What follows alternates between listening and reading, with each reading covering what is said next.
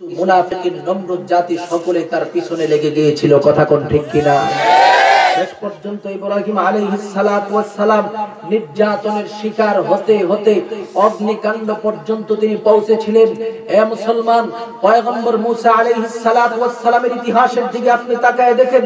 মুসা আলাইহিস সালাতু ওয়াস সালাম যেদিন মূর্তির বিরুদ্ধে বক্তব্য শুরু করেছিল, ফেরাউন মুসা আলাইহিস সালাতু ওয়াস সালামকে দেশান্তর করতে বাধ্য হয়েছিল। শেষ পর্যন্ত আমাদের নবী মুহাম্মদুর রাসূলুল্লাহ সাল্লাল্লাহু আলাইহি ওয়াসাল্লামের ইতিহাসের দিকে তাকায় দেখেন। মক্কার মূর্তির বিরুদ্ধে যখন আমার নবীজি বক্তব্য দিয়েছিল, সেদিন থেকে আমার নবীজির শত্রু গোটা মক্কা নগরীর কাফের মুশরিকিনরা হয়ে আমার নবীজিকে দেশান্তর করতে বাধ্য হয়েছিল। আজকেও পরিষ্কার ভাষায় বলে দিতে চাই, পৃথিবীতে ইসলাম তথা দ্বীন ইলাহিয়াতকে প্রতিষ্ঠা করতে দেয়া আমার নবীজি মুসা আলাইহিস সালাতু ওয়াস সালাম, পাশাপাশি ইব্রাহিম আলাইহিস সালাতু ওয়াস সালাম, ওনারা যেইভাবে নির্যাতনের শিকার হয়েছে, আমরা যদি তাওহীদে কালিমাতুল্লাহ মূর্তির বিরুদ্ধে অন্বেষণ করতে গিয়ে আমরা যদি নবীর মতো এই সমস্ত নির্যাতনের শিকার হতে হয়, এটাকে আমরা স্বাভাবিকভাবে নেব। কারণ আমরা জানি পৃথিবীতে যারা সফল হয়েছে তারা সকলে নির্যাতনের শিকার হয়েছে।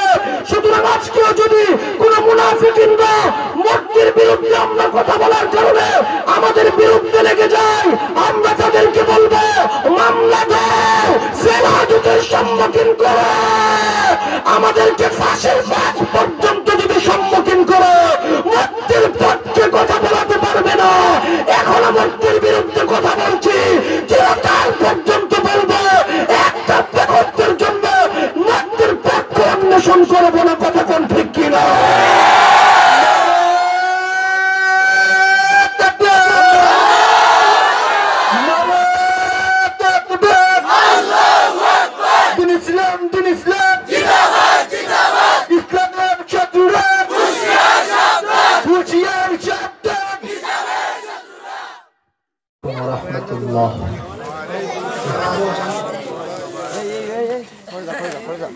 Alhamdulillah, alladhi khalaqal insan wa 'allamahul bayan wa khalaqal arda was samaa wal jibal وخلق البحر والنهر والقنات ونشهد أن سيدنا وسندنا وحبيبنا وطبيبنا وطبيب قلوبنا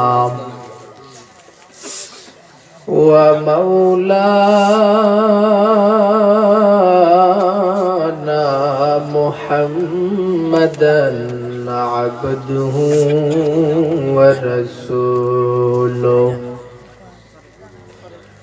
الذي أرسله الله تعالى بالحق بشيرا ونذيرا وداعيا إلى الله بإذنه وسراجا منيرا.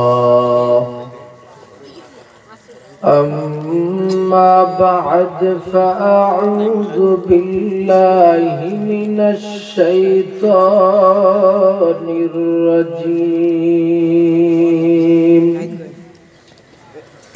بسم الله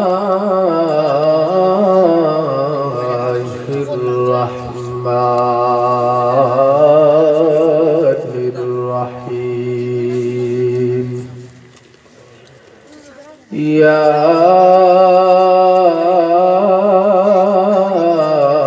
أيها الذين آمنوا اصبروا وصابروا ورابطوا واتقوا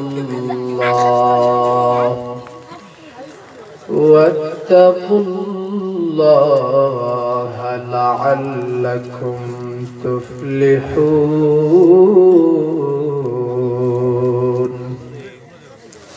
وقال رسول الله صلى الله عليه وسلم ما أعطى الله أحدا من عطاء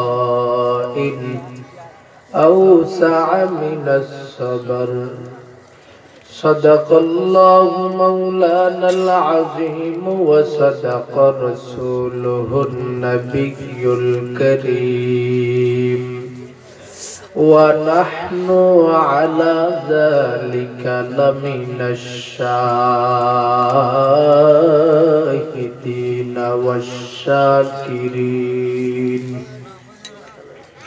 والحمد لله رب العالمين সবাই মহব্বতের সাথে দুরূদ ইব্রাহিম পড়ি اللهم صل على محمد وعلى آل محمد كما صليت على إبراهيم وعلى آل إبراهيم إنك حميد مجيد اللهم بارك على محمد وعلى آل محمد كما باركت على إبراهيم وعلى آل إبراهيم إنك حميد مجيد بلغ العلا بكماله كشف الدجى بجماله حسنت جميع خصاله صلوا عليه وآله محمد نے آکر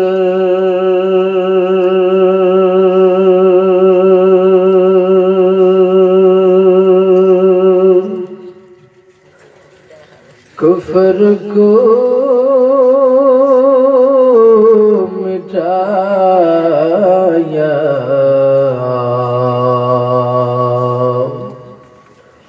کفر کو مٹا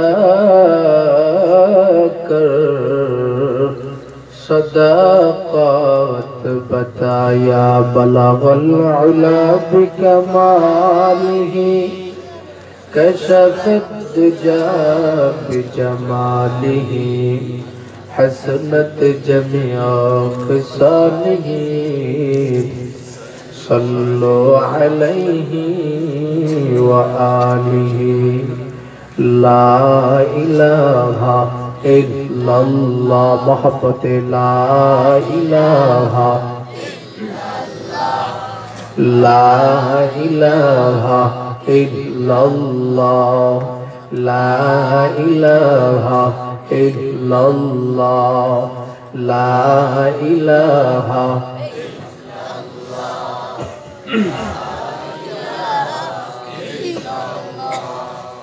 لا إله إلا الله لا إله إلا الله নামাজ রোজা সাইরনা মা বাবার খিদমত ভুইল না নামাজ রোজা সাইরা দিলে নামাজ রোজা সাইরা দিলে মা বাবার খিদমত ভুইলা গেলে জান্নাত তুমি পাইবা না লা ইলাহা ইল্লাল্লাহ লা ইলাহা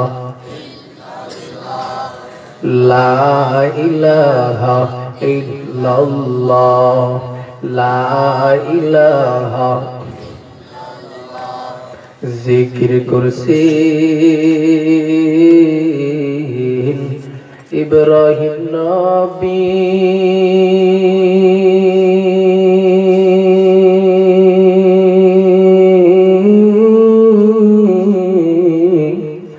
নমরুদেরা গুণ পরি আগুন হলো ফুল বাগিচা আগুন হইল ফুল বাগিচা নবীর পশম জ্বলে না সর্বদা জিকির কর মুমিন গাফিল থাইকো না সর্বদা জিকির কর মুমিন গাফিল থাইকো না জিকির করছেন মুসা নবী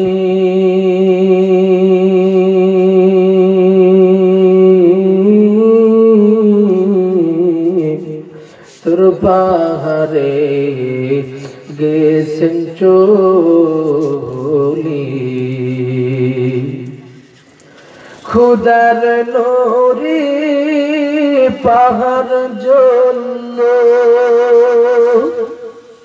খুদার নূরে পাহাড় জ্বলল নবী মুসা জ্বলে না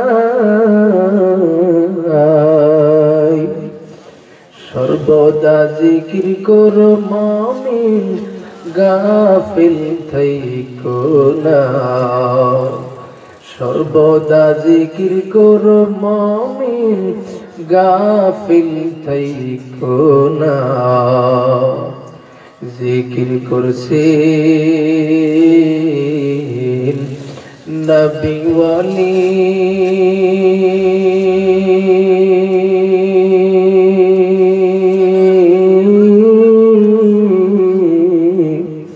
খোদার সাথে গেছেন মিলি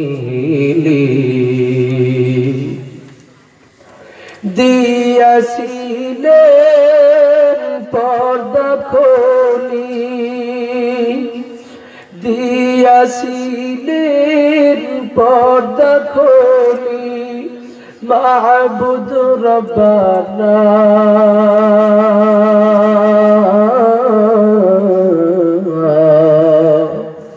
সর্বদা জিকির কর মুমিন গাফিল থাইকো না সর্বদা জিকির কর মুমিন গাফিল থাইকো না লা ইলাহা ইল্লাল্লাহ লা ইলাহা লা ইলাহা লা ইলাহা ইল্লাল্লাহ মুহাম্মাদুর রাসূলুল্লাহ সাল্লাল্লাহু আলাইহি ওয়াসাল্লাম সুবহানাকা লা ইলমা লানা ইল্লা মা 'আল্লামতানা ইন্নাকা আনতাল আলিমুল হাকীম রব্বি ইশরাহ লি সাদরি ওয়া ইয়াসসির লি আমরি ওয়াহলুল 'উকদাতাম মিন লিসানি ইয়াফকাহু কওলি রব্বি জিদনি ইলমা ये जिक्र खुदा दिल में सदा रखने दिया कर ये जिक्र खुदा दिल में सदा रखने दिया कर वरनकुश खुदा दिल में जमा रखने दिया कर, वरनकुश खुदा दिल में जमा रखने दिया कर। क्या जाने हो किस लम्हे कोई फज़्ल इलाही, हर वक्त दरे क़ल्ब खुला रखने दिया कर, हर वक्त दरे क़ल्ब खुला रखने दिया कर। मुर्शिद की नजर गास बसर से न होती है, क्या खुश नजरी खुश नजरी खुश नजरी है, क्या खुश नजरी खुश नजरी खुश नजरी है। আলহামদুলিল্লাহ, রক্তা দারুল উলুম মাদ্রাসার উদ্যোগে আয়োজিত বার্ষিক ইসলামী মহাসম্মেলনের সম্মানিত সভাপতি সাহেব, দিগারে উলামায়ে কেরাম, সামনে উপবিষ্ট আছেন এলাকার মুসলমান ভাইরা, পর্দার অন্তরালের পর্দানিশীন মা ও বোনেরা, সর্বপ্রথম মহান রব্বুল ইজ্জত ওয়াল জালালের দরবারে অসংখ্য অগণিত শুকর ও সুজুদ, যে মহান রব্বুল আলামিন আমাদেরকে এলাকার মধ্যে অধিক মুসলমান ভাই থাকার পরেও তাদের থেকে নির্বাচিত করে নিশি রজনীর মধ্যে দোয়া কবুলের সময়ের মধ্যে সুন্নতি মজলিসে আসার এবং বসার তৌফিক দান করেছেন। সেই জন্য জবান খুলে অন্তরের অন্তঃস্থল থেকে মাওলার দরবারে শুকরগুজার করি আলহামদুলিল্লাহ। রাত কি বেশি হয়ে গেছে? থাকবেন কিছু সময়? চলবে বয়ান? কতক্ষণ থাকবেন?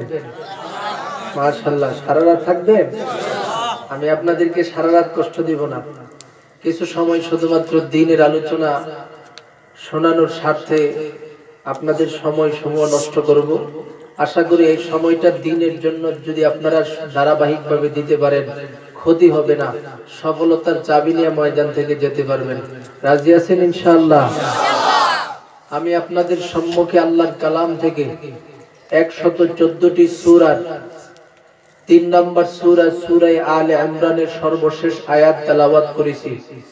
উক্ত আয়াতের সামঞ্জস্যপূর্ণ আমার নবী রাহমাতুল লিল আলামিন নবী মুহাম্মদুর রাসূলুল্লাহ সাল্লাল্লাহু আলাইহি ওয়াসাল্লামের জবান মুবারকের অগণিত আহাদিস সমূহ থেকে একটি হাদিস পেশ করেছি।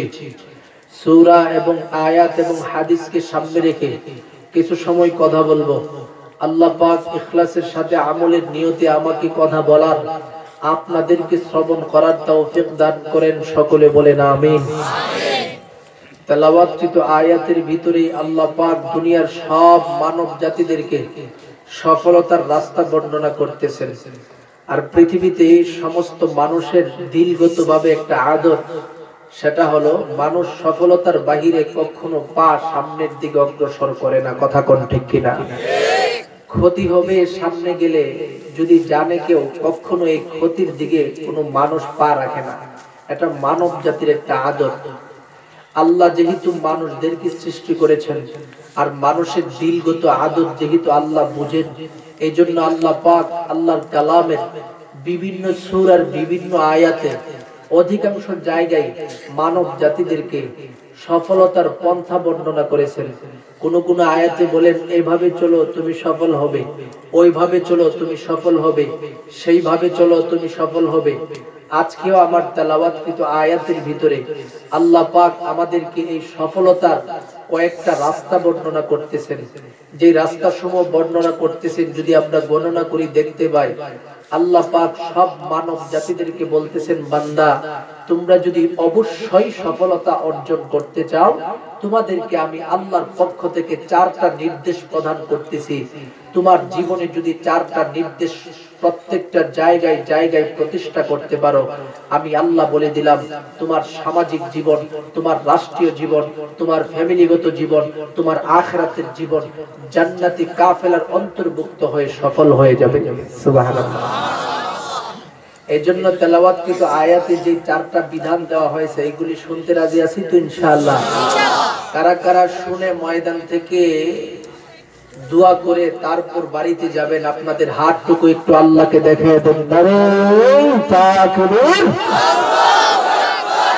আজকের মাহফিল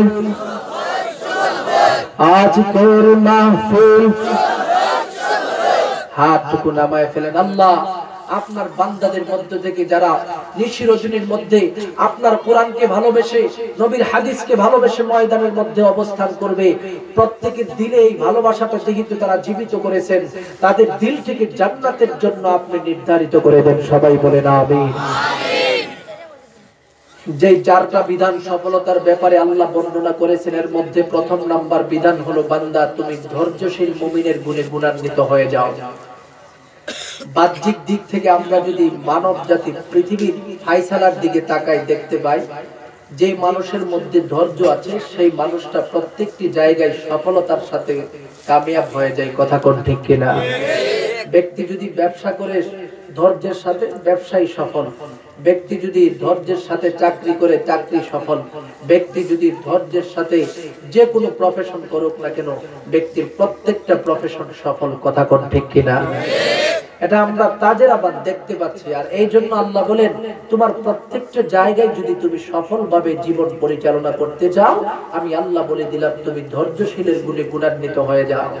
এই কারণে আমাদের নবী মুহাম্মদুর রাসূলুল্লাহ সাল্লাল্লাহু আলাইহি ওয়াসাল্লাম হাদিস শরীফের মধ্যে বর্ণনা করে দিয়েছেন, আবু দাউদের বর্ণনা এসেছে, আমার নবী বলেন, পৃথিবীতে যেই ব্যক্তিটাকে আল্লাহর পক্ষ থেকে ধৈর্য দেওয়া হয়েছে, তাকে পৃথিবীর জমিনে সর্বশ্রেষ্ঠ নিয়ামত দেওয়া হয়েছে। সুবহানাল্লাহ। قال رسول الله صلى الله عليه وسلم ما أعطى الله أحدا من عطاء أوسع من الصبر। আল্লাহর নবী রাহমাতুল লিল আলামিন সমস্ত মানব জাতিদেরকে বলতেছেন, বান্দা পৃথিবীর জমিনের মধ্যে আল্লাহর পক্ষ থেকে যাকে ধৈর্য নামক নিয়ামত দান করা হয়েছে, ওই ব্যক্তিটাকে পৃথিবীর জমিনে সর্বশ্রেষ্ঠ নিয়ামত দেওয়া হয়েছে। সুতরাং আল্লাহর পক্ষ থেকে এই জন্যই মানব জাতিদেরকে নির্দেশ দেওয়া হচ্ছে, বান্দা তুমি যদি তোমার ফ্যামিলিগত জীবন, ব্যক্তিগত জীবন, সামাজিক জীবন, রাষ্ট্রীয় জীবন, আখিরাতের জীবন পর্যন্ত সফলতার সাথে পরিচালনা করতে চাও, তোমার জন্য আমি আল্লাহর পক্ষ থেকে প্রথম নাম্বার বিধান বলতেছি, সেটা হলো ইয়া আইয়ুহাল্লাযীনা আমানুসবিরু, হে মুমিন তুমি ধৈর্যশীলের গুণে গুণান্বিত হয়ে যাও, তুমি সবরওয়ালাদের গুণে গুণান্বিত হয়ে যাও। এবার ভালো করে বুঝতে হবে, আল্লাহ যে আমাদেরকে ধৈর্যশীল হওয়ার জন্য বর্ণনা করতেছেন, এই সবরটি কোন কোন জায়গার মধ্যে আমরা ধারণ করতে হবে। সবরের বিভিন্ন জায়গা রয়েছে, তার মধ্য থেকে আল্লাহ পাক দুনিয়ার সমস্ত মানব জাতির সম্মুখে যেই তিনটা জায়গাকে আলাদাভাবে বর্ণনা করেছেন, আল্লামা জালালউদ্দিন সৈয়দী রাহমাতুল্লাহি আলাইহি সেই আলাদা বর্ণনাটাকে তার তাফসীরের কিতাবের মধ্যে তুলে ধরেছেন। তিনি বলেন, বান্দা মৌলিকভাবে তিন জায়গার মধ্যে ধৈর্য ধারণ করবে। এক নাম্বার হলো সবরে আলা তোয়া, দ্বিতীয় নাম্বার হলো সবরে আলাল মাসিবা, তৃতীয় নাম্বার হলো সবরে আলাল মাসিয়া।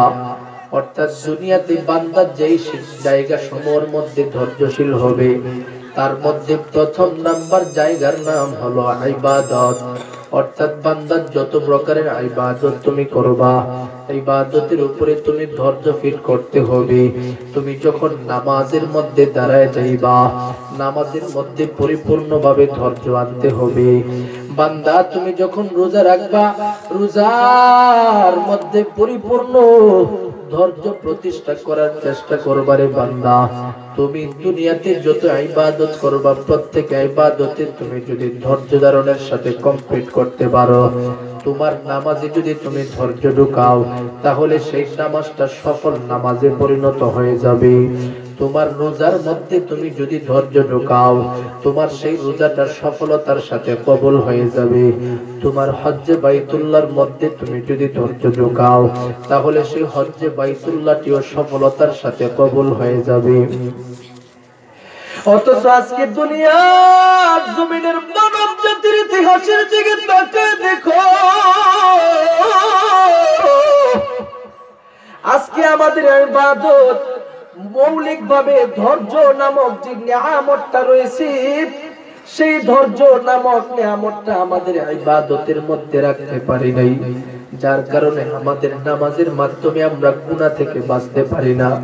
কারণ আল্লাহ তো বলেছেন, ইন্নাস সালাতা তানহা আনিল ফাহশাই ওয়াল মুনকার। দুনিয়াতে সমস্ত মানব জাতিদেরকে নামাজ নামক ইবাদত ফাহেসা কাজসমূহ থেকে বাঁচায় রাখে। সুতরাং এখন অনেকে বলতে পারে, হুজুর আমরা তো নামাজ পড়ি 5 ওয়াক্ত, কিন্তু সুদ থেকে নিজেদেরকে বাঁচাতে পারি না, জিনা থেকে বাঁচাতে পারি না, গুনাহ থেকে নিজেদেরকে বাঁচাতে পারি না। আমি আপনাকে বলবো, আপনার যেই নামাজ আপনাকে গুনাহ থেকে বাঁচাতে পারে না, বুঝে নিতে হবে সেই নামাজের মধ্যে পরিপূর্ণ ধৈর্য নাই। কারণ দুনিয়ার জমিনের মধ্যে যে ব্যক্তি ধৈর্যওয়ালা নামাজ আমার মাওলার সম্মুখে উপহার দিতে পারবি, আমার নবী রাহমাতুল লিল আলামিন বলেন, ওই বান্দার ধৈর্যওয়ালা নামাজ আমার মাওলার কাছে দেওয়ার কারণে, এই নামাজি ব্যক্তির নামাজটা কবুল হওয়ার কারণে সে বিভিন্ন প্রকারের গুনাহ থেকে নিজেকে বাঁচাতে পারবে। এই কারণে আমার নামাজের ভিতরে পরিপূর্ণ সবর প্রবেশ করাতে হবে। এখন অনেকে বলতে পারেন, হুজুর কিভাবে নামাজের ভিতরে ধৈর্য ঢোকাবো? ধৈর্য ঢোকানোর পদ্ধতিটাকে আমার নামাজের মধ্যে কোন সিস্টেম আমার সেখানের মধ্যে জারি করলে ধৈর্য নামক নিয়ামতটি প্রবেশ করবে, তার একটা সিস্টেম আল্লামা সানাউল্লাহ বানীপতি রাহমাতুল্লাহি আলাইহি তাফসীরে মাজহারি শরীফের মধ্যে বর্ণনা করে দিয়েছেন। এরে বান্দা, তোমার নামাজের মধ্যে পরিপূর্ণ সবর যদি তুমি আনতে চাও, তোমার জন্য প্রথম নাম্বার যে বিষয়টা খেয়াল রাখতে হবে সেটা হলো, যখন তুমি নামাজের মধ্যে দাঁড়ায় যাইবা, আমার মাওলার পক্ষ থেকে যে কালাম কুরআনুল মাজিদ অবতরণ করা হয়েছে, সেই কুরআনুল কারীমের আয়াত সমূহ যখন, আল্লাহর কালাম সমূহ যখন তুমি নামাজের মধ্যে তেলাওয়াত শুরু করে দিবা, যখন তুমি আলহামদুলিল্লাহি রাব্বিল আলামিন আর রহমানির রহিম মালিকি ইয়াউমিদ্দিন ইয়াকা না'বুদু ওয়া ইয়াকা নাস্তাঈন, তুমি যখন সূরা ফাতিহা তেলাওয়াত শুরু করে দিবা, তখন তুমি সেই সূরা ফাতিহা জবান দিয়ে পড়বা, আর তোমার দিলটা আমার মাওলার সাথে সংযুক্ত হয়ে যাবে। অর্থাৎ তোমার দিলের ভিতরে এমন একটা আওয়াজ জারি হয়ে যাবে, সেটা হলো, আমি যেহেতু বাহ্যিকভাবে দুনিয়াতে দাঁড়ায় আল্লাহর কালাম নামাজের ভিতরে তেলাওয়াত করতেছি, কিন্তু আমার দিলটা সে আরশের মধ্যে চলে গেছে। আমি তো আমার মাওলার সাথে কথা বলতেছি, আমার মাওলাও আমার কথা শুনতেছে, আমার মাওলা আমার পক্ষ থেকে সমস্ত প্রশংসা শুনতেছে। এই নিজামের ভিত্তিতে তেলাওয়াত সমূহ শেষ করতে হবে। এবার আপনি যখন নামাজের রুকুতে চলে যাবেন, রুকুয়ের তাসবিহ সমূহ যখন আপনার জবান থেকে পাঠ করবেন, তখনও সবরওয়ালা বান্দার যে ডিসিশনটা থাকবে, সেই সিদ্ধান্তটা থাকবে, সেটা হলো, আমি আমার নামাজের ভিতরে রুকুতে যাওয়ার পর দুনিয়ার কোনো খেয়াল আমার দিলের ভিতরে আনবো না। আমি যখন সুবহান রাব্বিয়াল আযীম, সুবহান রাব্বিয়াল আযীম, এই রুকুয়ের তাসবিহ সমূহ যখন আমার জবান থেকে বর্ণনা করব, তখন আমার দিলের ভিতরে আমার মাওলা প্রবেশ করবে। আমি আমার দিলের ভিতরে আমার মাওলাকে প্রবেশ করে বলবো, আল্লাহ,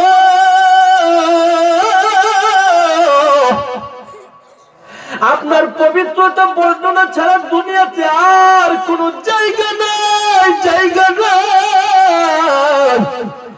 আপনার সমস্ত প্রশংসার ভিতরে, আপনার সমস্ত নিয়ামতের ভিতরে আমরা ডুবে আছি রে আল্লাহ। সুতরাং আপনার পবিত্রতা বর্ণনা করতেছি। আমার দিলের ভিতরে ওই সময় এই বিষয়টা অনুধাবন করতে হবে যে আমার এই প্রশংসাটা আমার মাওলা শুনতেছি। আমি যখন সেজদায় চলে যাব, সেজদায় তাসবিহ যখন জবান থেকে বলবো, তখন আমার দিলের ভিতরে একই আওয়াজ, আমার মাওলা আমার সেই তাসবিহাত সমূহ শুনতেছে। এইভাবে যদি আমার প্রত্যেকটা নামাজের ভিতরে আল্লাহর সেই কালাম তেলাওয়াত করার পর থেকে নিয়ে তাসবিহাত পর্যন্ত মাওলার সম্মুখে নামাজটাকে পরিপূর্ণভাবে মাওলা আমার সাথে কথা বলতেছে এইভাবে উপস্থাপন করতে পারি, তাহলে এই নামাজটা পরিপূর্ণ ধৈর্যশীলদের নামাজ হয়ে যাবে। সুবহানাল্লাহ। এই জন্য আল্লাহ পাক বলেন, রে বান্দা, আমি আল্লাহর পক্ষ থেকে তোমাকে নির্দেশ প্রদান করে দিলাম, দুনিয়াতে যত প্রকারের ইবাদত করবা, সকল প্রকারের ইবাদত যদি সফলতার সাথে আমি মাওলার দরবারে মাকবুল করতে চাও, ইসবিরু আলা দুআ, বান্দা তুমি ইবাদতের উপরে ধৈর্যশীল হয়ে যাও। এবার আসি দ্বিতীয় নাম্বার প্রকার। আল্লামা জালালউদ্দিন সৈয়দী রাহমাতুল্লাহি আলাইহি বলেন, বান্দা ধৈর্যশীলের প্রথম জায়গা হলো ইবাদত, দ্বিতীয় জায়গা হলো সবরে আলাল মুসিবা।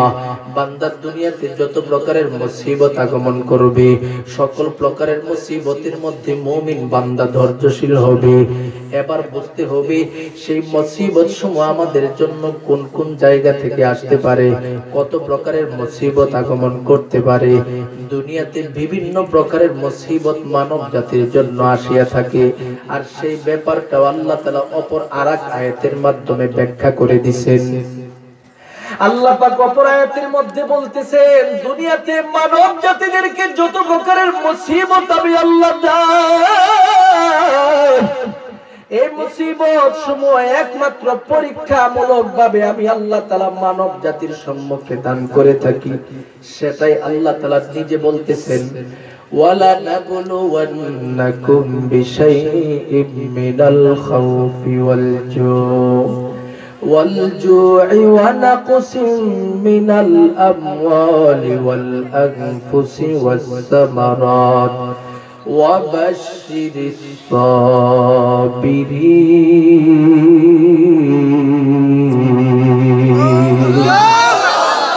আল্লাহ পাক রব্বুল আলামিন দুনিয়ার সমস্ত মানব জাতিদেরকে ডেকে ডেকে বলেন, বান্দাদের দল, আমি আল্লাহ তাআলা মুমিন হিসাবে তোমাদেরকে বিভিন্ন প্রকারের মুসিবত দিয়ে পরীক্ষা করে থাকি।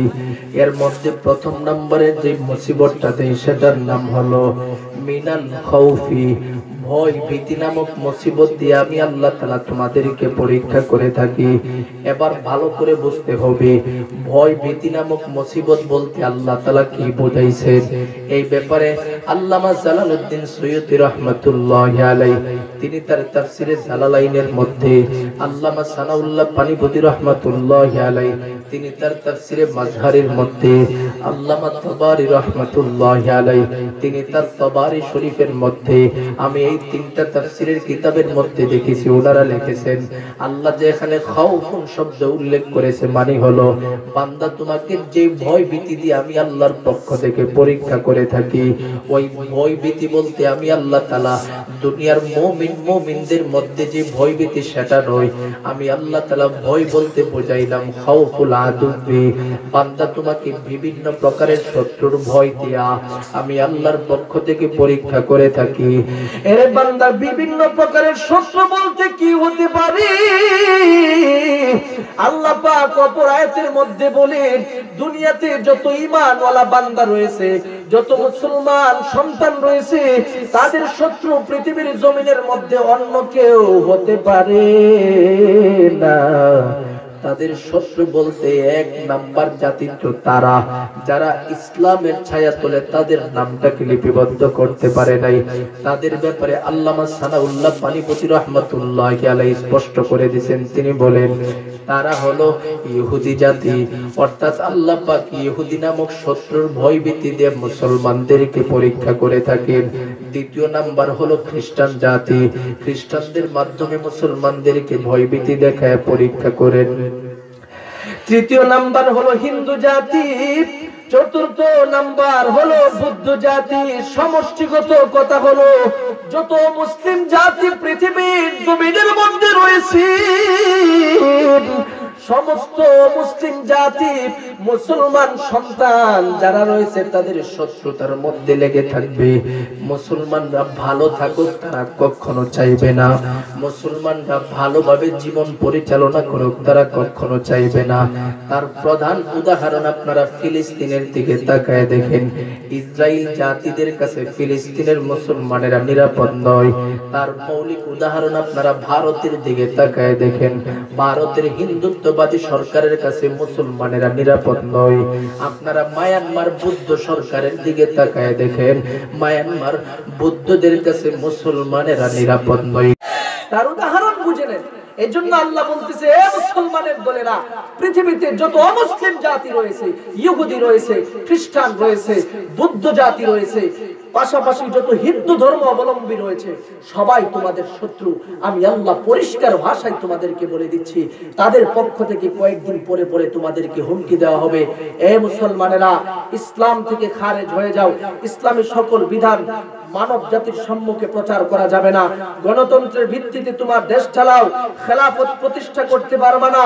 এইভাবে মুসলমান সন্তানদেরকে খ্রিস্টানদের পক্ষ থেকে হুমকি দেওয়া হবে, ইহুদিদের পক্ষ থেকে হুমকি দেওয়া হবে, ভারত হিন্দুত্ববাদী সরকারের পক্ষ থেকে হুমকি দেওয়া হবে, মায়ানমার, চীন, বৌদ্ধ সরকারের পক্ষ থেকে হুমকি দেওয়া হবে। এই সমস্ত হুমকিকে আল্লাহ পাক বলতেছেন, বান্দা তোমাকে আমি আল্লাহর পক্ষ থেকে আদব তথা শত্রুর ভয়ভীতি দিয়ে পরীক্ষা করে থাকি। খাউফুল আদুবি, বিভিন্ন অমুসলিম জাতির শত্রুরা তোমাদের পিছনে লেগেই থাকবে। তবে তোমরা আসল মুসলমান তো ততক্ষণ পর্যন্ত থাকবে যতক্ষণ পর্যন্ত সবরের সাথে দ্বীন ইলাহিয়তের উপর অটল থাকবা। কাফের মুশরিকিনদের কথা, কাফের মুশরিকিনদের বন্দুক, কাফের মুশরিকিনদের পারমাণবিক বোমার সম্মুখীন হওয়ার পরেও দ্বীন ইসলাম থেকে একটা মুহূর্তের জন্য দূরে যাবে না। যদি তোমরা দ্বীন ইসলাম থেকে দূরে চলে যাও, ভালো করে শুনে নাও মুসলমান, দ্বীন ইলাহিয়ত থেকে দূরে সরে যাওয়ার কারণে সফলতার পন্থা তো পাবেই না, জাহান্নামের অগ্নিকাণ্ডের মধ্যে জ্বলতে হবে। কথা কোন ঠিক কিনা?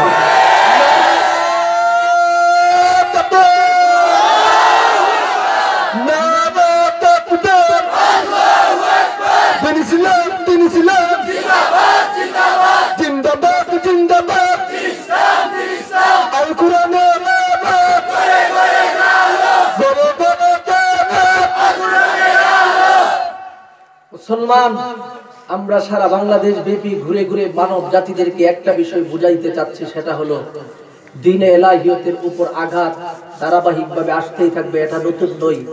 আজ থেকে 1450 বছর পূর্বে আমাদের নবীজির উপরে যেই পরিমাণে আঘাত এসেছে, সেই পরিমাণে আঘাত আমরা স্পর্শ পর্যন্ত করি না। কথা কোন ঠিক কিনা? দ্বীন ইলাহিয়ত তথা আল্লাহ তাআলার দ্বীনকে প্রতিষ্ঠা করতে গিয়ে আপনারা আমাদের যে বাবা আছে হযরত ইব্রাহিম আলাইহিস সালাতু ওয়াস সালাম, সেই বাবার জীবনের দিকে তাকায় দেখেন।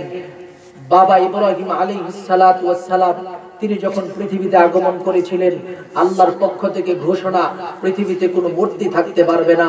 ইব্রাহিম আলাইহিস সালাতু ওয়াস সালাম মূর্তির বিরুদ্ধে যখন কথা বলেছেন, তখন ইব্রাহিম আলাইহিস সালাতু ওয়াস সালামের বিরুদ্ধে কিছু মুনাফিকিন নমরুদ জাতি সকলে তার পিছনে লেগে গিয়েছিল। কথা কোন ঠিক কিনা? শেষ পর্যন্ত ইব্রাহিম আলাইহিস সালাতু ওয়াস সালাম নির্যাতনের শিকার হতে হতে অগ্নিকাণ্ড পর্যন্ত তিনি পৌঁছেছিলেন। এ মুসলমান, পয়গম্বর মুসা আলাইহিস সালাতু ওয়াস সালামের ইতিহাসের দিকে আপনি তাকায় দেখেন। মুসা আলাইহিস সালাতু ওয়াস সালাম যেদিন মূর্তির বিরুদ্ধে বক্তব্য শুরু করেছিল, ফেরাউন মুসা আলাইহিস সালাতু ওয়াস সালামকে দেশান্তর করতে বাধ্য হয়েছিল। শেষ পর্যন্ত আমাদের নবী মুহাম্মদুর রাসূলুল্লাহ সাল্লাল্লাহু আলাইহি ওয়াসাল্লামের ইতিহাসের দিকে তাকায় দেখেন। মক্কা ঘণ্টার মূর্তির বিরুদ্ধে যখন আমার নবীজি বক্তব্য দিয়েছিল, সেদিন থেকে আমার নবীজির শত্রু গোটা মক্কা নগরীর কাফের মুশরিকিনরা হয়ে আমার নবীজিকে দেশান্তর করতে বাধ্য হয়েছিল। আজকেও পরিষ্কার ভাষায় বলে দিতে চাই, পৃথিবীতে ইসলাম তথা দ্বীন ইলাহিয়তকে প্রতিষ্ঠা করতে দেয়া আমার নবীজি মুসা আলাইহিস সালাতু ওয়াস সালাম, পাশাপাশি ইব্রাহিম আলাইহিস সালাতু ওয়াস সালাম, ওনারা যেইভাবে নির্যাতনের শিকার হয়েছে, আমরাও যদি তাওহীদে কালিমাতুল্লাহ মূর্তির বিরুদ্ধে অন্বেষণ করতে গিয়ে আমরা যদি নবীর মতো এই সমস্ত নির্যাতনের শিকার হতে হয়, এটাকে আমরা স্বাভাবিকভাবে নেব। কারণ আমরা জানি পৃথিবীতে যারা সফল হয়েছে তারা সকলে নির্যাতনের শিকার হয়েছে। সুতরাং আজকেও যদি কোন মুনাফিকিনরা মূর্তির বিরুদ্ধে আমরা কথা বলার কারণে আমাদের বিরুদ্ধে লেগে যায়, আমরা তাদেরকে বলবো মামলা দাও, জেলহাজতের সম্মুখীন করো, আমাদেরকে ফাঁসির মাঠ পর্যন্ত যদি সম্মুখীন করো, মূর্তির পক্ষে কথা বলাতে পারবে না। এখন মূর্তির বিরুদ্ধে কথা বলছি, চিরকাল পর্যন্ত বলবো, একটা বেকতের জন্য মূর্তির পক্ষ অন্বেষণ করবো না। কথা কোন ঠিক কিনা?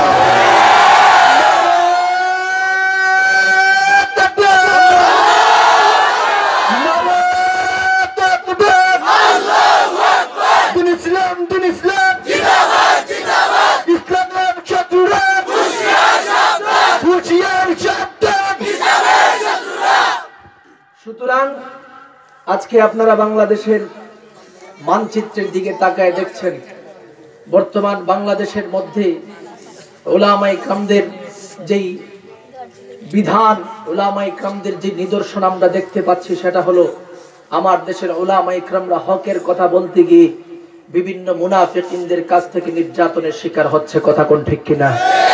আমার দেশের উলামায়ে কেরামরা কোরআনের কথা বলতে গিয়ে মাহফিলের স্টেজের মধ্যে পর্যন্ত লাঞ্ছিত হচ্ছে। কথা কোন ঠিক কিনা? আমরা যত জায়গায় বাংলাদেশের উলামায়ে কেরামরা লাঞ্ছিত হচ্ছে মুনাফিকিনদের কাছে, প্রত্যেকটা জায়গার ব্যাপারে আমরা সকলে ঐক্যবদ্ধভাবে নিন্দা জ্ঞাপন করছি। কথা কোন ঠিক কিনা? গত 3 দিন পূর্বে আপনারা দেখেছেন বাংলাদেশের সুনামধন্য একজন মুফাসসির, সে তার জবান থেকে বক্তব্য দিতেছিল, কোরআনের আয়াত তেলাওয়াত করতেছে, আয়াতের উপর আয়াত, আয়াতের উপরে আয়াত তেলাওয়াত করতেছে এবং ব্যাখ্যা মানুষের সম্মুখে বুঝাচ্ছে। হঠাৎ একজন গুন্ডা, হঠাৎ একজন সন্ত্রাস চেয়ারম্যান সাহেব এসে তার সামনে থেকে মাইকটাকে দূরে সরায় ফেলেছে। মুসলমান, কোন দেশে আমরা বসবাস করছি? যে চেয়ারম্যান তার জবান থেকে মাইকটাকে দূরে সরায় ফেলছে, সে আবার তার পক্ষ থেকে বক্তব্য দেয় আমি গুন্ডা থেকে চেয়ারম্যান হয়েছি। নাউজুবিল্লাহ বলে। মুসলমান, বড় দুঃখের সাথে বলতে হয়, এই দেশ স্বাধীন হতে গিয়ে লক্ষ লক্ষ মুসলমান জাতির রক্ত দিতে হয়েছিল, লক্ষ লক্ষ মা বোনদের ইজ্জত হানি হয়েছিল। এই দেশ স্বাধীন হওয়ার পরে আজকে মুসলমান জাতি মাহফিলের প্যান্ডেলের মধ্যে, মাহফিলের স্টেজের মধ্যে একজন চেয়ারম্যানের পক্ষ থেকে আলেম ওলামারা নির্যাতনের শিকার হবে, লাঞ্ছিত হবে, এটা কখনো বাংলাদেশ জাতি মেনে নিতে পারে না। কথা কোন ঠিক কিনা? সুতরাং শুধু এই এলাকা কেন, বাংলাদেশের যেখানে হোক, আপনারা যেখানে মাহফিলে থাকবেন, দ্বীনের কথা যখন জবান থেকে উলামায়ে কেরামরা বলতে থাকবে, যদি আপনারা দেখেন কোরআনের আয়াত বর্ণনা করে করে হকের কথা ওনাদের জবান থেকে প্রচার হচ্ছে, যদি কোনো কুলাঙ্গার এসে আপনাদের সম্মুখে উলামায়ে কেরামদেরকে নির্যাতনের চেষ্টা করে, লাঞ্ছিত করার চেষ্টা করে, সাথে সাথে প্রতিবাদ করতে হবে। কথা কোন ঠিক কিনা?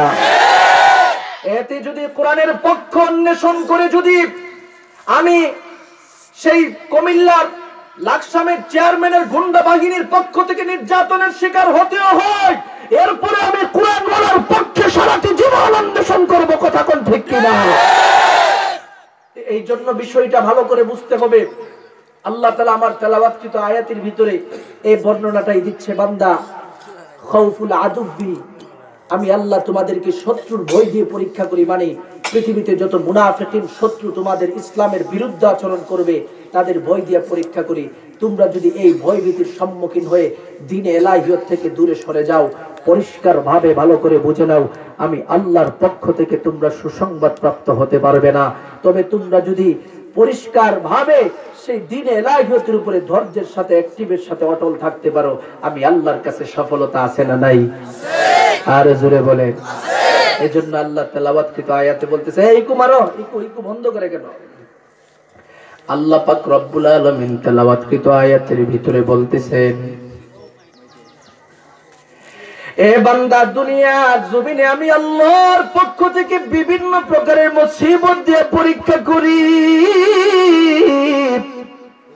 এর মধ্যে প্রথম নম্বরে যেই মুসিবত আমি আল্লাহর পক্ষ থেকে তোমাদেরকে দিয়ে থাকি রে বান্দা, মিনাল খাউফি, কাফের মুশরিকিনদের ভয় দিয়া পরীক্ষা করি।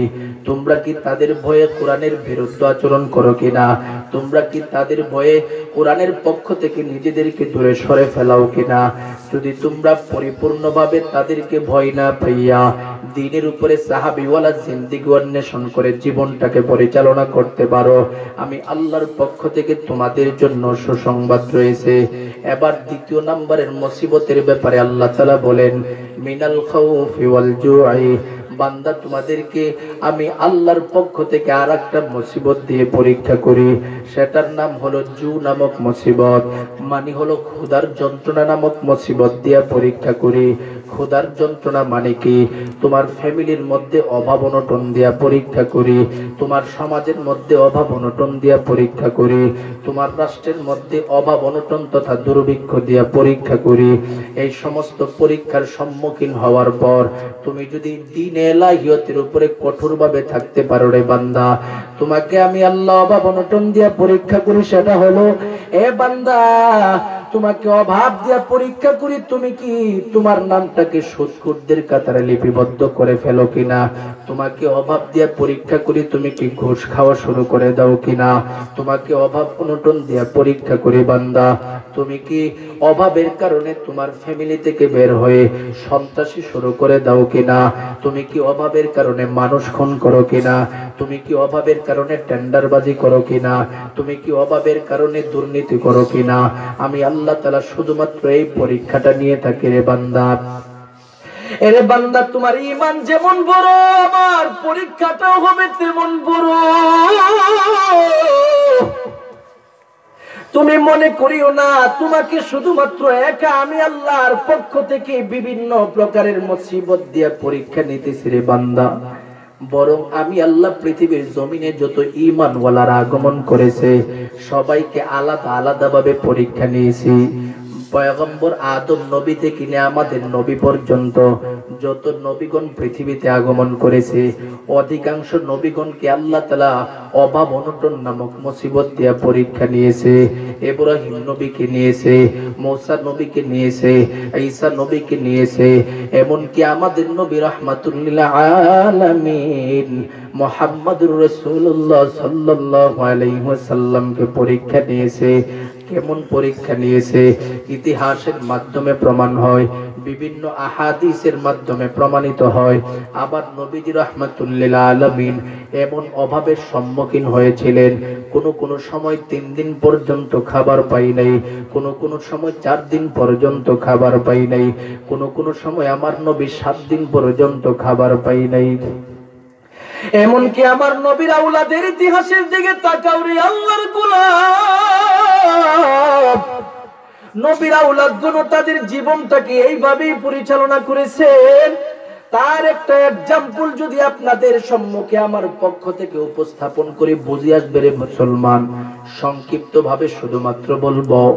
একদিন আমার নবীজি ফাতেমাতুজ জোহরার বাড়ির পাশ দিয়ে অতিক্রম করতেছিল। তখন আমার নবী সিদ্ধান্ত নিল ফাতেমাতুজ জোহরার বাড়িতে চলে যাবে, কন্যাটিকে দেখবে, মহব্বতের দুজন নাতি হাসান হুসাইনকে দেখবে। আমার নবীজি চিন্তা করে ফাতেমাতুজ জোহরার বাড়িতে চলে গেল। দরওয়াজার সম্মুখে দাঁড়াইয়া আমার নবীজি ফাতেমাতুজ জোহরাকে ইশারাবদ্ধ হয়ে ডেকে ডেকে বলেন, ফাতেমা, তোমার বাবা রাহমাতুল লিল আলামিন তোমার দরওয়াজার সম্মুখে দাঁড়ায় গেছে, দরওয়াজাটা খোলো। আমার নবীজি বারবার ডাকে, ঘর থেকে কোনো জবাব নাই, ঘর থেকে কোনো জবাব নাই। এইভাবে আমার নবীজি ডাকার পর যখন ঘর থেকে কোনো জবাব আসে না, ফাতেমাতুজ জোহরা রাদিয়াল্লাহু তাআলা আনহার পক্ষ থেকে কোনো জবাব না আসার কারণে আমার নবীজি ধারণা করলো ফাতেমা মনে হয় আমার আমার নবীজির উপরে কষ্ট নিয়ে গেছে, যার কারণে আমার নবীর চোখের পানি টপ টপ করে ছেড়ে দেয়। ফাতেমাতুজ জোহরার দিকে ইশারাবদ্ধ হইয়া চোখের পানি সমূহ টপ টপ করে ছেড়ে দিয়া ডেকে ডেকে বলেন, রে মা, আমি বাবা কি অপরাধ করলাম রে মা, যার কারণে তুমি অভিমান করে দরওয়াজাটা খুলতেছ না রে মা। এইভাবে আমার নবীজি ডাকতেছে, হঠাৎ ফাতেমাতুজ জোহরা ঘর থেকে আওয়াজ পায়। আমার নবীজির কান্না পড়া আওয়াজটা শোনার পর ফাতেমাতুজ জোহরা আমার নবীজির দিকে ইশারাবদ্ধ হইয়া ডেকে ডেকে বলে, ইয়া রাসূলুল্লাহ, হে আমার কলিজার টুকরা বাবা, আপনার প্রথম ডাক আমি ফাতেমা আমার নিজ দুই কর্ণের মাধ্যমে শ্রবণ করেছি, কিন্তু আপনার প্রথম ডাকে আমি সাড়া দিতে পারি নাই, দ্বিতীয় ডাকে সাড়া দিতে পারি নাই।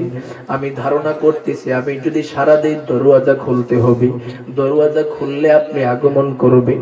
এরে বাবা, আপনি যদি আমার সম্মুখে আগমন করেন একটা মুহূর্তের জন্য সহ্য করতে পারবেন না, কারণ আমি ফাতেমা এমন ভাবে আমার জীবনটাকে পরিচালনা করতেছি, যার কারণে আমার শরীরে পর্যাপ্ত পরিমাণ কাপড় নাই, যেই কাপড়টা পরিধান করে আমি ফাতেমা আপনি বাবার সম্মুখে আগমন করব। এলাকার পর্দার অন্তরালের মা গো, ফাতেমার মতো জীবন অন্বেষণ করো। দেখো না সেই ফাতেমাতুজ জোহরা নবীর কন্যা হওয়ার পর যাকে জান্নাতের সর্দারনি হওয়ার ব্যাপারে আল্লাহর পক্ষ থেকে ঘোষণা প্রদান করা হয়েছে, সেই ফাতেমাতুজ জোহরার ইতিহাসের দিকে তাকায় দেখো, স্বামীর ঘরের মধ্যে সঠিকভাবে কাপড়ও পাই না, এরপরেও দুনিয়াতে কিভাবে কত সুন্দর করে জীবন পরিচালনা করেছে। বড় আফসোসের সাথে বলতে হয়, বড় দুঃখের সাথে বলতে হয়, এই যুগের মা বোনদের ইতিহাসের দিকে আমরা তাকালে দেখতে পাই অধিকাংশ মা বোন রয়েছে যারা তাদের স্বামীর ঘরের মধ্যে অল্পতে তুষ্টি হয় না। স্বামী একের পর এক মাসে একটা, মাসে দুইটা, অনেকে 6 মাস, অনেকে 2 মাস পর পর একটা দুইটা করে জামার পর জামা বানাইতে থাকে, কাপড়ের পর কাপড় বানাইতে থাকে। আবার ওই স্বামীর ঘরে অবস্থান করিয়াই সেই মেয়েটা, সেই বিবিটা বলতে থাকে, সারাটা জীবন তোমার ঘরের মধ্যে কাটাইলাম, একটা মুহূর্তের জন্য কাপড় দিয়ে আমাকে শান্তি দিতে পারো নাই। কথা কোন ঠিক কিনা? বর্তমান সমাজে আছে না এমন নারী? আপনাদের এলাকায় মনে হয় নাই? আছে। স্বামীদেরকে যন্ত্রণা দিয়ে শেষ করে ফেলে, আবার সবসময় যত পারে স্বামী তাকে তুষ্ট করার চেষ্টায় থাকে, কিন্তু যখন অল্প কিছুতে একটু অভাবের সম্মুখীন হয়ে যায় এই স্বামী আর তার কাছে ভালো থাকে না। কথা কোন ঠিক কিনা? আর এক্সাম্পল আমরা বিশেষ করে করোনার সময় দেখছি, যখন স্বামীদের উপার্জন কিছুটা কমে গেছে, অধিকাংশ নারীরা দেখতে পাইলাম আমরা স্বামীদেরকে ডিভোর্স দিয়ে বাবার বাড়িতে চলে গেছে। কথা কোন না কেন? আপনারা অনেকে ঠিক আসতে বলতেছেন, টেনশনে আছেন, যদি ঠিক জুড়ে বলি আওয়াজটা তো চিনে, ঠিক না? টেনশনে আছেন নাকি? ঠিক জুড়ে বললে আজকে দরজা খুলবে না মনে হয় না? ওনারা ঘুমায় গেছে, চিন্তা করেন না, আছে, সজাগ আছে। আপনারা বলেন সজাগ আছে? এত রাতে নারীরা সজাগ থাকবে নাকি? নারীরা এত রাতে সজাগ থাকবে না। এরপরে যদি থাকে, থাকলো, সমস্যা নেই, ভয় পায়েন না, নসিহত তো কুইয়াই দিয়ে দিতেছে, আজকে থেকে মানবে, দেখবেন, টেনশন করেন না। যেই বিষয়টা বলতেছি রে মুসলমান, ফাতেমাতুজ জোহরার জীবনের দিকে তাকালে আমরা দেখতে পাই তার জীবনটা অত্যন্ত কষ্টের জীবন গেছে। এই ফাতেমাতুজ জোহরাকে আমরা যদি আমাদের দেশের নারীরা, আমাদের দেশের মুসলমান রমণীরা তাকে যদি ফ্লো করে তার স্বামীর ঘরে জীবন যাপন পরিচালনা করে, একটা মুহূর্তের জন্য কোনো কষ্ট পাবে না, কারণ তাদের টার্গেট হলো ফাতেমার সাথে তারা জান্নাতি হবে। কথা কোন ঠিক কিনা? এই জন্য দুনিয়াতে ফাতেমাতুজ জোহরার অন্বেষণ করা চাই রে মা বোন। যেই বিষয়টা বলতেছিলাম, আমার নবীজি দরওয়াজা খোলার জন্য বারবার ফাতেমাতুজ জোহরাকে ডাকতেছে।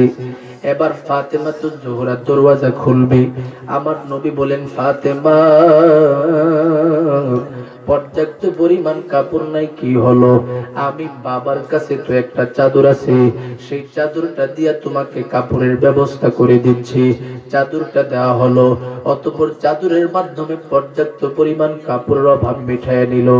এবার দরওয়াজাটা খুললো, দরওয়াজাটা খোলার পর আমার নবীজি ফাতেমাতুজ জোহরার দিকে তাকায় সহ্য করতে পারেন, চোখের পানি টপ টপ করে ছেড়ে দিয়া ফাতেমার দিকে তাকায় কান্না ভরা কণ্ঠ নিয়ে ডেকে ডেকে বলেন, ফাতেমা ব্যাপারটা কি রে মা? বুঝতে পারলাম না, কতদিন পর্যন্ত খাবার পাও না? তোমার চেহারার দিকে তাকালে দেখা যায় চেহারাটা শুকায় গেছে, শরীরটা শুকায় গেছে, চোখটা পর্যন্ত শুকানোর কারণে ভিতরে প্রবেশ করে ফেলছে রে মা। আরে মা, ব্যাপারটা কি বুঝতে পারি নাই? কতদিন পর্যন্ত ঘরে খাবার নাই? আমার নবীজি ফাতেমাতুজ জোহরাকে জিজ্ঞাসা করার পর এবার ফাতেমাতুজ জোহরা চোখের পানিগুলো টপ টপ করে ঝর্ণার মতো ছেড়ে দাও, বাবার দিকে তাকায় ডেকে ডেকে বলেন, আব্বু আমি ফাতেমা কতদিন পর্যন্ত খাবার পাই না, এই বিষয়ে তো আমি ফাতেমা টেনশন করি না রে বাবা। এ বাবা, আমি ফাতেমা তো চিন্তা করে ওই বিষয়টাকে সামনে রাখি। আপনার কলিজার টুকরা হাসান হুসাইনের দিকে তাকায় দেখেন, হাসান হুসাইন টানা 3টা দিন পর্যন্ত খাবার না পাইয়া আমি মায়ের কাছে বারবার খাবার চাইতেছে রে বাবা। এ বাবা, আপনার কাছে আমি জিজ্ঞাসা করতে চাই, একটা মা যখন ঘরে স্বাচ্ছন্দ্যে বসবাস করে রে বাবা, ওই মায়ের পায়ের মধ্যে যদি সন্তানেরা লাফা পড়িয়া মায়ের কাছে খাবার চায়, ওই মা যদি সন্তানদেরকে সঠিকভাবে খাবার না দিতে পারে রে বাবা, আপনি আমাকে একটু বলেন, এই মায়ের মতো কপাল পোড়া মা কি দুনিয়াতে আছে? এ বাবা, ওই মাদের অন্তর্ভুক্ত হয়ে গেলাম আমি ফাতেমা। আমার সন্তানেরা ক্ষুধার যন্ত্রণা সহ্য করতে না পারিয়া বারবার আমি মায়ের পায়ে পড়তেছে রে বাবা। এ বাবা, আমি একটা মুহূর্তের জন্য সহ্য করতে পারি না। এইভাবে বাবা এবং কন্যার আওয়াজ শুনিয়া ফাতেমাতুজ জোহরার ঘরে হাসান হুসাইন আগমন করলো।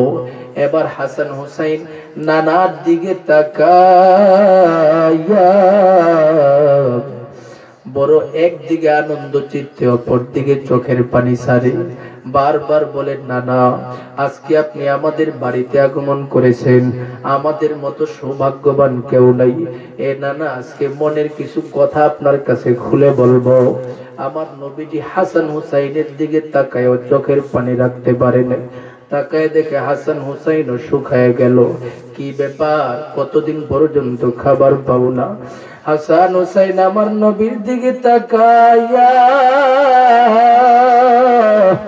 চোখের পানি টপ টপ করে ছেড়ে দিয়া নানার দিকে তাকায় তাকায় বলে, নানা গো, আজকে এই দিবসে আপনি আমাদের বাড়িতে আগমন করেছেন, আজকে আপনার কাছে আমাদের মন খুলে একটা বিচার দিব, বিচারটা করবেন। যার ব্যাপারে বিচার দিব আপনি ছাড়া আর কেউ বিচারটা করতে পারবে না। আমার নবীজি ডেকে ডেকে বলেন, রে হাসান, রে হুসাইন, কার ব্যাপারে বিচার দিবা বলো? কথাটি বলার পর হাসান হুসাইন চোখের পানিগুলো টপ টপ করে জমিনের মধ্যে ছাড়িয়া নানার দিকে তাকায় ডেকে ডেকে বলেন, নানা একটু তাকায় দেখেন না। এই কথাটা বলে উপরের দিকে জুব্বা মোবারকটাকে উঠাইয়া ডেকে ডেকে বলেন, নানা তাকায় দেখেন না, টানা 3টা দিন পর্যন্ত খাবার পাই না, ক্ষুধার যন্ত্রণা সহ্য করতে না পারিয়া দেখেন না রে নানা, পেটটা যেন পেটের সাথে লেগে গেছে। এ নানা দেখেন না আপনার কন্যা আমাদেরকে 3 দিন পর্যন্ত খাবার দেয় না। আমার নবীজি হাসান হুসাইনের দিকে তাকায় দেখে দেখে বলে, হাসান ধৈর্য ধারণ করো, ধৈর্য ধারণ করো, আমার মওলা অচিরেই সফলতা দান করে দিবে। হাসান হুসাইন বরাবর নবীর দিকে তাকায় দেখে দেখে বলে, হে নানা, আপনার কাছে বিচার চাইলাম, এই মুহূর্তে আপনার কন্যাটিকে বিচার না করে আমাদের বাড়ি থেকে যাবেন না। আমার নবীজি এবার হাসান হুসাইনের কথা শুনিয়া নিজের জুব্বা মুবারকটাকে উপরের দিকে উঠাইয়া ডেকে ডেকে বলেন, রে হাসান, রে হুসাইন, 3 দিন পর্যন্ত খাবার না পায় মায়ের ব্যাপারে আমি নানার কাছে বিচার চাও। রে হাসান তাকা দেখো, যে নবীকে পৃথিবীতে প্রেরণ না করলে কিছু সৃষ্টি হতো না, যে নবীজিকে আমার আল্লাহ রাহমাতুল লিল আলামিন হিসেবে পৃথিবীতে পাঠাইছি,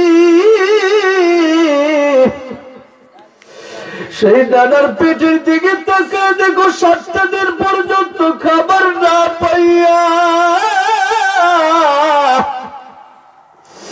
তোমার নানার পেটটা যেন পেটের সাথে লেগে গেছে। রে হাসান, তোমরা বলো,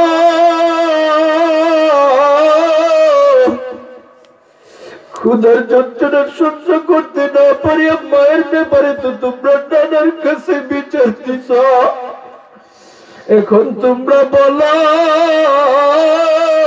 তোমার নানা কার কাছে বিচার দিবি?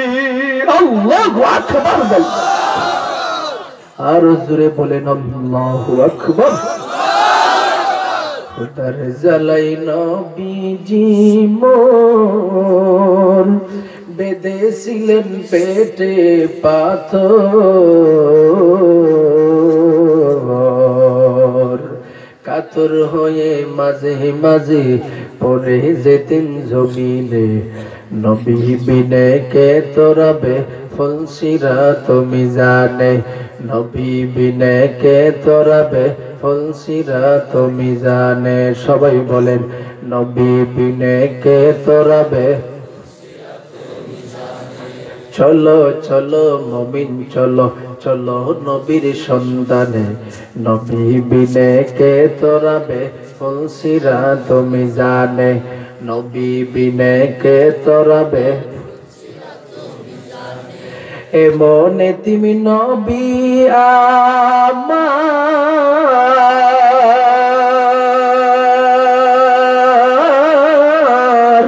পিতা মাতা নাই যে তাহার, এমনে তুমি নবী আমার,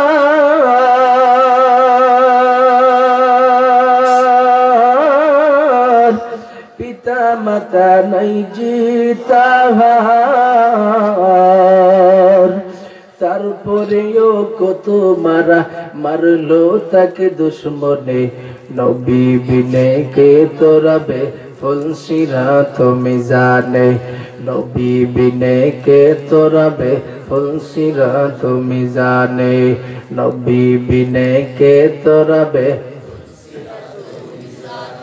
मोहम्मद अरबी है वो नबी, रस्ते पे हुआ आलम हुआ उसकी पैदाइश से उजाला, आलम हुआ उसकी पैदाइश से उजाला, शफीउल उमम हमारा नबी रोज क़यामत, शफाअत करेगा अल्लाह के पास गुनाहगार उम्मत, शफाअत करेगा अल्लाह के पास गुनाहगार उम्मत। मोहम्मद को मोहब्बत करो भाई दिल में हमेशा, ताके शोबे मर्दे कमल उम्मत मुस्तफा, ताके शोबे मर्दे कमल उम्मत मुस्तफा। এই মুসলমান যেই বিষয়টা বলতেছিলাম সেটা হলো দুনিয়াতে যত বুজুর্গানে দিন আগমন করেছে, যত নবীগণ আগমন করেছে, আমাদের নবী পর্যন্ত সকলে কোনো কোনো সময় অভাবের সম্মুখীন হয়েছেন। এই জন্য মানব জাতির জীবনে এটা পরিবর্তনশীল। কোনো কোনো সময় অভাব আসবে, আবার কোনো কোনো সময় আপনি অভাব মুক্ত হবেন, কোনো কোনো সময় আপনি টাকাওয়ালা থাকবেন, কোনো কোনো সময় আপনি টাকাবিহীন থাকবেন। উভয় অবস্থায় যদি আপনার জীবন পরিচালিত হয়, যখন যে হালাতে রয়েছেন প্রত্যেকটা হালাতের মধ্যে আমার মাওলার উপরে ভরসা করে জীবন পরিচালনা করতে হবে। এইভাবে যদি আমার মাওলার উপরে ভরসা করতে পারি রে আল্লাহর গোলাম, আমার আল্লাহ নিজে বলেছেন ওয়া তাওয়াক্কাল আলাল্লাহ ওয়া কাফা বিল্লাহি ওয়াকিলা।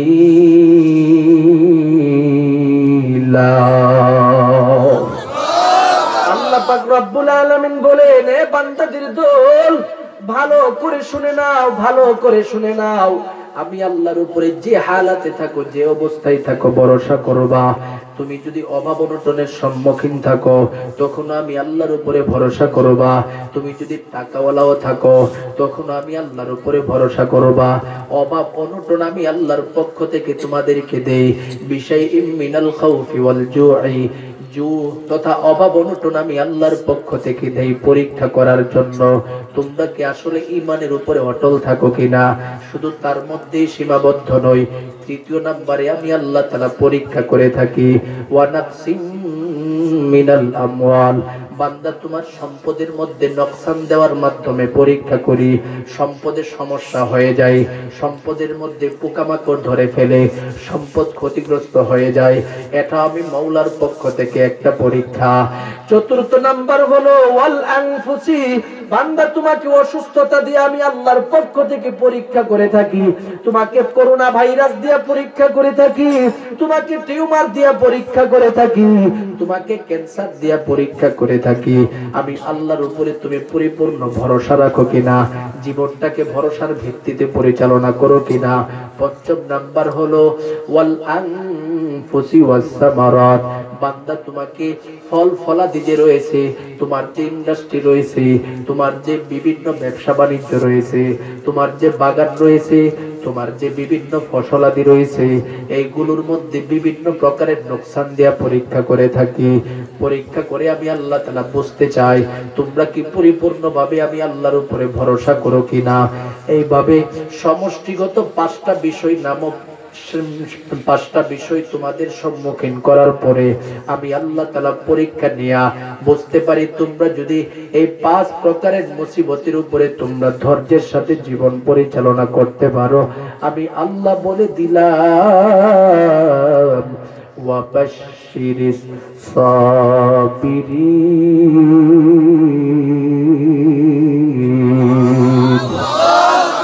আল্লাহ পাক বলেন, বান্দা তোমরা যত সাবিরিন রয়েছো সমস্ত সাবিরিনদের ব্যাপারে আমি আল্লাহর পক্ষ থেকে সুসংবাদ দান করব। সুতরাং প্রথম নাম্বার আলোচনার লম্বা করব না, সংক্ষিপ্ত করে ফেলবো। আমাদেরকে আল্লাহ তাআলা সফলতার চাবিকাঠি বর্ণনা করতে যায় চারটা বিধান বর্ণনা করেছেন। এর মধ্যে প্রথম হলো ইয়া আইয়ুহাল্লাযীনা আমানুসবিরু, বান্দা তুমি ধৈর্যশীলের গুণে গুণান্বিত হয়ে যাও। কোথায় ধৈর্য ধারণ করবা? এক নাম্বার হলো ইবাদতের উপরে বান্দা তুমি ধৈর্যশীল হও। দুই নাম্বার হলো বান্দা তুমি ধৈর্যশীল হও মুসিবতের উপরে। তিন নাম্বার হলো সবরে আলাল মাসিয়া, পৃথিবীতে যত প্রকারের পাপাচার তোমার সম্মুখীন হবে সকল প্রকারের পাপের উপরে তুমি ধৈর্যশীল হইবা।